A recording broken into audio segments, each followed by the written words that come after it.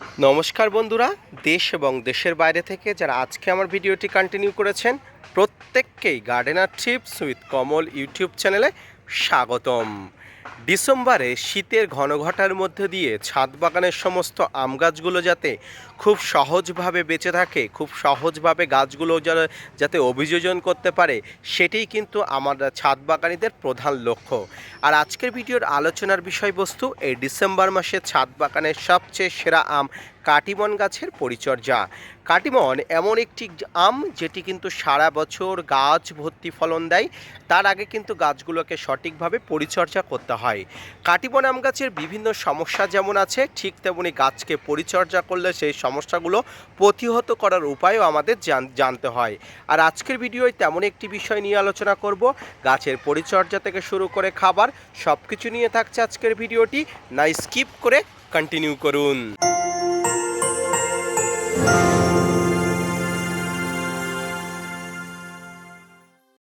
প্রথমেই আমি আমার ছাদ বাগানের গাছটিকে একটি ওভারঅল দেখিয়ে নিই।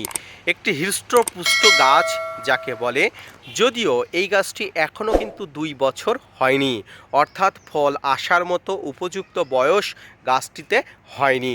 তার আগেই কিন্তু গাছটি আমি বৃদ্ধি করে নিচ্ছি, গাছটিকে শাখা প্রশাখা বাড়িয়ে নিচ্ছি, যাতে করে গাছটি প্রচুর পরিমাণ একসঙ্গে ফলন দিতে পারে। যদিও ডিসেম্বর মাস শীতের সময় ছাদ বাগানের সমস্ত আম গাছগুলো ঝিমিয়ে পড়ে, শুধুমাত্র আম নয়, সমস্ত ফল এবং ফুলগুলো কিন্তু ঝিমিয়ে পড়ে। যদিও কিছু সিজনাল ফুলগুলো আছে সেগুলো কিন্তু ভীষণ ফুল দেয়, কিন্তু এই ফলের গাছগুলো ঝিমিয়ে পড়ে তার কারণ চারিদিকে রুক্ষতা শুষ্কতা। ঠিক গ্রীষ্মকাল বা ঠিক শীত বর্ষাকালের অপোজিট কিন্তু শীতকাল, অর্থাৎ বর্ষাকালে গাছগুলো যেমন হেসে খেলে বেড়ে ওঠে, শীতকালে কিন্তু ঠিক তার উল্টোটা। যাক ফ্রেন্ডস, বেশি কথা না বাড়িয়ে আসুন ছাদ বাগানে গাছের গোড়াতে আমি যাই। এই সময় ছাদ বাগানে গাছের গোড়াতে যেটি করবেন সেটি হচ্ছে একটি ভালো মিশ্র খাবার দেবেন। তবে এক্ষেত্রে আমি আবার রিপিট করছি, ভালো মিশ্র খাবার দেবেন। তবে এই খাবারটি শুধুমাত্র 2 বছর বয়সী কম গাছগুলোকে দেবেন, কারণ আর কয়েক মাসের মধ্যে, আর কয়েকটা দিনের মধ্যে ম্যাচিওর গাছগুলোতে প্রচুর পরিমাণ ফলন আসবে। তাই যে সমস্ত গাছগুলোতে ম্যাচিওর গাছ, সেই সমস্ত গাছগুলোতে এই মুহূর্তে এমন কোনো খাবার দেবেন না যেগুলোতে কচি পাতা আসে। তাই ইম্যাচিওর গাছগুলো, অর্থাৎ যেগুলো ভেজিটেটিভ গ্রোথ হচ্ছে, সেই ভেজিটেটিভ গ্রোথের গাছগুলোতে আপনারা খাবার দেবেন।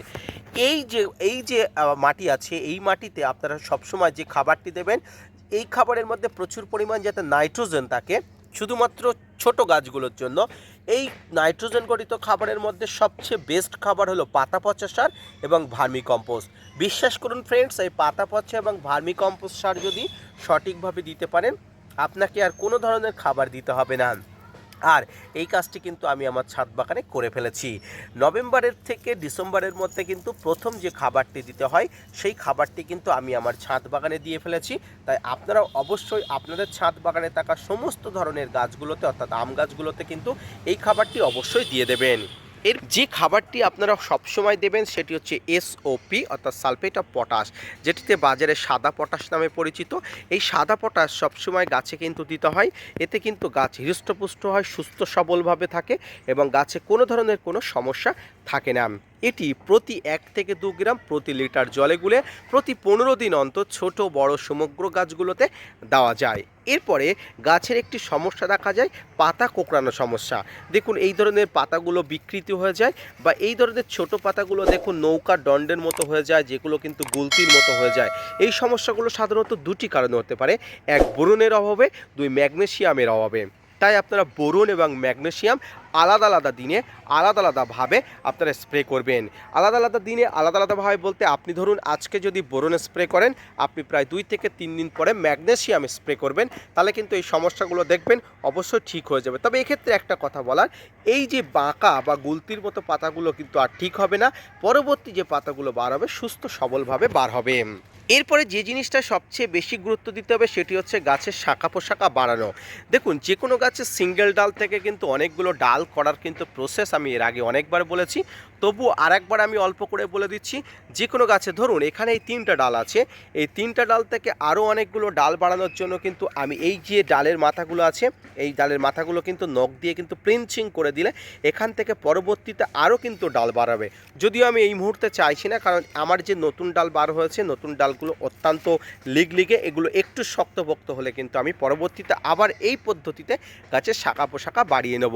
তো ফ্রেন্ডস, এইভাবে ডিসেম্বর মাসে ছাদ বাগানে আম গাছের পরিচর্যা করুন। এবার আসি, যে সমস্ত আম গাছগুলোতে ফুল আসার সময় হয়ে গেছে, অর্থাৎ 2 বছর বয়সী, আসুন তেমন একটি গাছের কাছে নিয়ে যাই। এখানে দেখুন, এখানে এই যে আম গাছটি দেখতে পাচ্ছেন, এটি একটি থাই অল টাইম, অর্থাৎ এই ডিসেম্বরের মধ্যে এই গাছটিতে প্রায় 3 থেকে 4 বার আম হয়েছে। অর্থাৎ গত বছরে যখন আম শেষ হয়ে গেছিল, সেখান থেকে কিন্তু এই গাছে আম কিন্তু শেষ হয়নি, সেখান থেকেও কিন্তু আম হচ্ছে। অর্থাৎ এই ডিসেম্বর মাসে এসেও কিন্তু আমার ছাদ বাগানে আম হচ্ছে। এটি কিন্তু 12 মাসি একটি গাছ, কাটিমনের মতো। কিন্তু এখানে এই যে গাছটি দেখতে পাচ্ছেন, এটি কিন্তু ম্যাঙ্গো ব্যানানা বলুন আর ব্যানানা ম্যাঙ্গো বলুন, সেই একই গাছ। এটি কিন্তু সিজনাল, আর কয়েক মাস পরে অর্থাৎ জানুয়ারি মাসের মধ্যে কিন্তু গাছে ফুল আসবে। তাই এই সমস্ত গাছগুলোতে কিন্তু কোনো ধরনের গ্রোথ হওয়ার মতো খাবার আপনি দেবেন না। এই সমস্ত খাবারের মধ্যে, এই গাছের মধ্যে যে খাবারগুলো আপনারা দেবেন, সেটি হচ্ছে এসওপি দিতে পারেন আপনারা, অর্থাৎ সালফেট অফ পটাশ আপনারা প্রতি 15 দিনে অন্তর একবার স্প্রে করতে পারেন। এই সময় গাছে মিরাকুলান আপনারা স্প্রে করতে পারেন, কারণ মিরাকুলান গাছে ফুল ফল আনার জন্য গাছকে সঠিকভাবে বেড়ে তোলে। তাই কিন্তু এই সময় গাছকে কিন্তু এইভাবে আপনারা পরিচর্যা করুন যদি পরিণত গাছ হয়। এবং এই সময় প্রতি 3 থেকে 4 দিন অন্তর অন্তর খুব সকালে এই সময় দেখবেন গাছের পাতাতে, আমি একটু দেখাই, গাছের পাতাতে কিন্তু প্রচণ্ড নোংরা ময়লার আস্তরণ থাকে। এরকম আস্তরণ, নোংরার ময়লার আস্তরণ থাকলে কিন্তু গাছে ফুল আসে না। তাই প্রতি 3 থেকে 4 দিন অন্তর অন্তর সকালে পরিষ্কার কলের জল কিন্তু গাছের উপরে পাতাতে কিন্তু স্প্রে করে দেবেন, যাতে গাছের পাতাগুলো পরিষ্কার হয়ে যায়, একদম ফ্রেশ হয়ে গাছের পাতাগুলো থাকে। তাহলে শালক সংশ্লেষ করতে পারবে, ফুল আসার সম্ভাবনা গাছে প্রবল হবে। ছাদ বাগানে 12 মাসি কাটিমন আম গাছ, 12 মাসি থাই আম গাছ এবং সিজনাল আম গাছের মধ্যে ব্যানানা ম্যাঙ্গো বলুন, আরও যেসব গাছগুলো আছে, প্রত্যেকটি গাছের পরিচর্যা একই ধরনের, একইভাবে পরিচর্যা করুন, একইভাবে খাবার সার প্রয়োগ করুন। তো ফ্রেন্ডস, আজকের ভিডিওটি এই পর্যন্ত। আজকের ভিডিওটি দেখে যদি আপনি উপকৃত হন, যদি আপনি স্যাটিসফাইড হন, তাহলে অবশ্যই gardener tips with Kamal YouTube চ্যানেলের সঙ্গে থেকে যাবেন এবং ভিডিওটি ভালো লাগলে শেয়ার করতে ভুলবেন না। ধন্যবাদ।